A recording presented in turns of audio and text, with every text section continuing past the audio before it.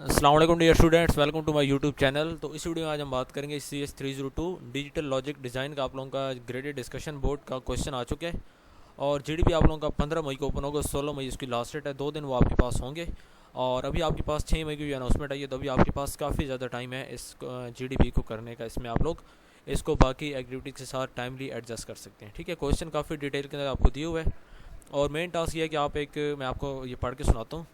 उसके बाद हम मेन क्वेश्चन की तरफ जाएंगे जो कि ये वाला है। ठीक है, तो मेन आप लोगों का क्वेश्चन ये है कि you are appointed as a digital circuit designer, कि आप एक डिजिटल सर्किट डिज़ाइनर के तौर पर अपॉइंट किए गए हैं। ठीक है, आपका काम क्या है कि to develop a majority voting system for a class of 30 students. 30 students की क्लास के लिए आपने एक वोटिंग सिस्टम डेवलप करना है, बनाना है। ठीक है, जहाँ पे हर जो मतलब के स्टूडेंट है cast of binary vote, yes या नो। वहाँ पे बस दो उनके पास ऑप्शन है, या यस या नो उन लोगों ने करना है। ठीक है, मतलब कि या उन्होंने यस को वोट करना है तो उसके लिए 1 करना है, और अगर नो कहना है तो उसके लिए 0 करना है। ठीक हो गया। अब उसके बाद जो वोटिंग सिस्टम है उसमें जो आउटपुट है, शुड आउटपुट 1, मोशन पास मतलब क्या होना चाहिए, only when at least 16 students vote yes. अब उसमें यह है कि अगर टोटल 30 है ना, तो 30 में से जो 16 हैं अगर वो वोट करते हैं यस, तो उसके बाद जो वोटिंग सिस्टम है आउट ऑफ 30 जिसमें टोटल 30 स्टूडेंट्स हैं, तो उसको जो फाइनल आउटपुट देना है वो 1 का देना है, मतलब कि मोशन जो है वो पास हो गई है। ठीक है, इसका ये मतलब हो गया सिंपल वर्ड्स में कि 30 टोटल लोग हैं, 30 में से जब सिस्टम के अंदर 16 लोग अगर कहते हैं यस, तो उसके बाद जो आउटपुट है कम से कम 16 लोगों का यस कहना ज़रूरी है। अगर 16 लोग यस कर देते हैं तो उसके बाद आउटपुट एक आ जाना चाहिए। एक का मतलब है यस, फाइनल आउटपुट यस होगा। इसका मतलब है कि जो मोशन है वो पास हो गई है।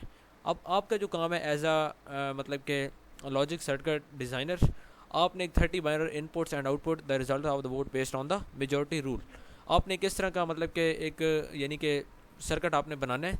ठीक है, डिज़ाइन आपने बनाना है जिसमें जो यानी कि वोटिंग होगी वो मेजॉरिटी के रूल के ऊपर होगी।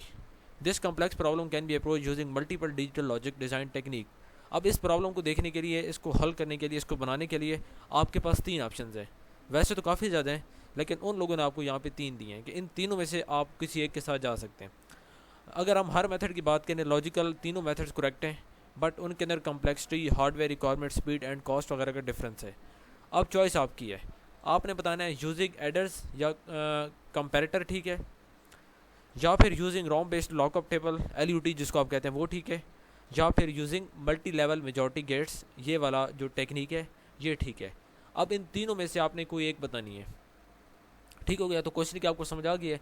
अब ये तीनों का उन्होंने आपको थोड़ा थोड़ा आइडिया दिया हुआ कि इन तीनों का मतलब क्या होता है, इसके अंदर क्या होता है। उन्होंने आपको इसके प्रॉस और हर एक के कौन मतलब के एडवांटेजेस एंड डिसएडवांटेजेस आपको बताए गए हैं। सेम सेकंड के भी आपको इसके भी प्रॉस एंड कॉन्स एंड थोड़ी सी आपको इन्फॉर्मेशन दी गई है। बाकी थर्ड वन की भी आपको एज इट इज़ इन्फॉर्मेशन मतलब कि सिंपल वर्ड्स में दी हुई है। अब इन तीनों को आपने पढ़ लेना है। मैं आगे जाके सोल्यूशन एक्सप्लेन करूँगा, मैं इसको एक्सप्लेन नहीं कर रहा, मैंने मेन पार्ट ये वाला आपके सामने एक्सप्लेन कर दिया है।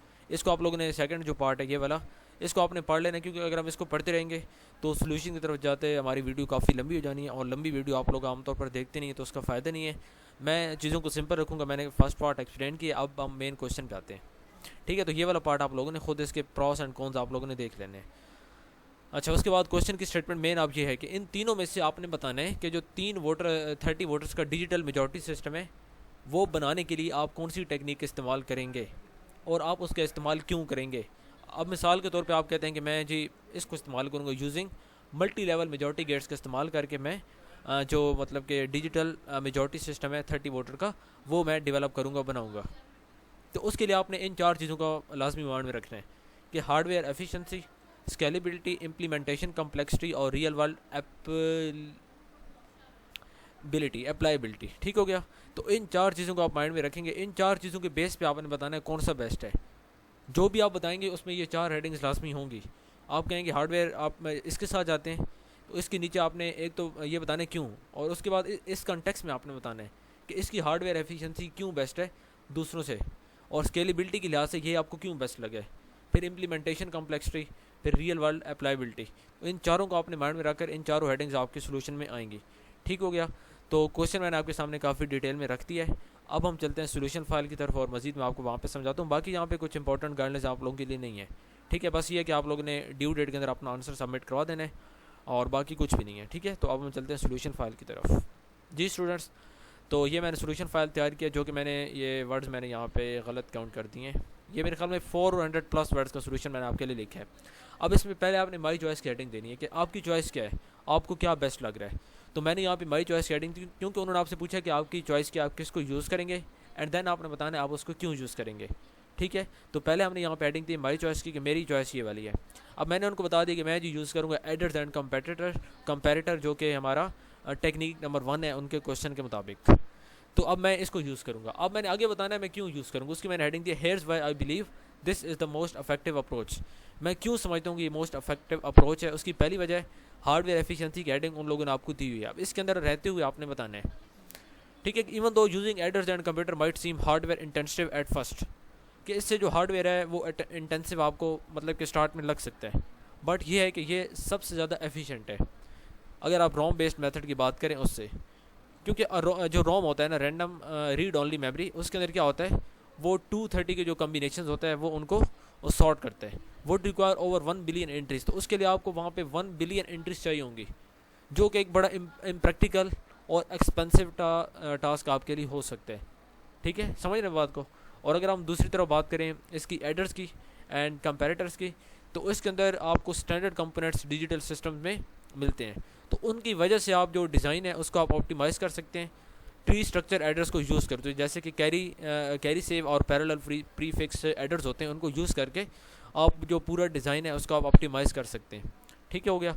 तो इस तरह आप करके जो भी हार्डवेयर के साइज़ के अंदर मतलब कि टू रिड्यूस डिले, आप डिले को कम कर सकते हैं और हार्डवेयर साइज़ को भी आप कम कर सकते हैं। तो ओवरऑल आपको ये पता होना चाहिए कि यहाँ पे जो हार्डवेयर एफिशिएंट है वो ये अप्रोच ज़्यादा बेस्ट है, जो कि हार्डवेयर एफिशिएंट है और as compared to other alternatives, तो बाकियों की बजाय ये इस सेंस में ज़्यादा बेस्ट लग रही है।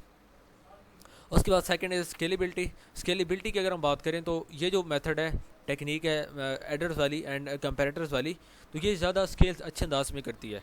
अगर कल को वोटिंग सिस्टम में कुछ ऐसा होता है कि 40 और 50 स्टूडेंट्स भी चाहिए होते हैं, ठीक है, मिसाल के तौर पे कल को क्लास की जो स्ट्रेंथ है वो बढ़ती है, तो उस केस में भी आप इसको स्केल कर सकते हैं। उसमें आप मोर इनपुट्स आप इसको कर सकते हैं, आप इसमें एक्सपेंड कर सकते हैं adder treat and comparator bit की जो विड्थ है उसको आप ऐड करके। ठीक हो गया, तो इसमें इसको आप बढ़ा सकते हैं, बट जो डिज़ाइन के प्रिंसिपल्स होते हैं वो सेम रहेंगे। अगर आप रीड ओनली मेमोरी रोम वाले की बात करें तो उसमें वो स्केल प्रॉपरली नहीं कर सकता। ठीक है, उसमें अगर आप करते भी हैं तो वो एक्सपोनेंशियली ग्रो करता है, और उसमें ये होता है कि जो majority gate logic becomes messy with more level, उसमें जितने आप लेवल्स ऐड करते जाते हैं वो आपके जो जितने भी गेट के लॉजिक्स होते हैं उनमें मैस क्रिएट होता जाता है। ठीक है, तो मतलब कि उसमें एरर्स आते हैं, बग्स वगैरह आना स्टार्ट हो जाते हैं। तो उसके मुकाबले में अगर हम बात करें स्केलेबिलिटी की, तो कल को 40 से 50 स्टूडेंट्स को भी जाते हैं तो वो हम इसको स्केल कर सकते हैं। तो उस कंटेक्स्ट में स्केलेबिलिटी का जो यहाँ पे अप्रोच है ये एडर्स एंड कंपेरेटर वाली ये बेस्ट है। उसके बाद इम्प्लीमेंटेशन कम्प्लेक्सिटी, ठीक है, कि अगर हम एडर ट्री की बात करें तो इसके अंदर मतलब कि ये आपको but these are standard and free understood components in digital design. तो इसमें यह है कि आप एग्जिस्टिंग जो आईपी ब्लॉक्स हैं उनको आप यूज़ कर सकते हैं FPGAs के अंदर, और जो VHDL हैं यानी कि Verilog libraries which simplify the process, जो आपके पूरे प्रोसेस को सिंप्लीफाई कर सकते हैं। अगर हम दूसरे बात करें मल्टी लेवल मेजॉरिटी गेट्स की, तो उसके अंदर इस तरह का जो मतलब कि यानी कि मैनेज एंड डीबग करना वो ज़्यादा आपके लिए डिफ़िकल्ट हो सकता है। तो उसमें स्पेशली ग्रुप्स आउटपुट और ब्रॉडर लाइन केसेस, मतलब कि अगर जो ग्रुप के आउटपुट्स हैं वो मिसाल के तौर पे टाइड हो जाते हैं, और टोटल 30 स्टूडेंट्स थे ना, उसमें अगर 15 आपके कह देते हैं कि यस, 15 आपके नो कहते हैं, तो उस केस में फिर आपके लिए मैनेज करना इसमें मुश्किल हो सकता है।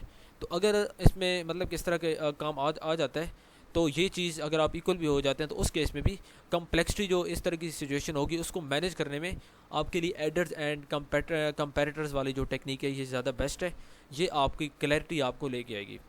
उसके बाद रियल वर्ल्ड अप्लाइबिलिटी की बात करें तो जो रियल डिजिटल सिस्टम्स हैं like voting machine embedded counters, तो उसके अंदर counting and comparison is very common. तो उनके अंदर ये जो काउंटिंग एंड कंपेयरिंग होती है वेरी कॉमन है।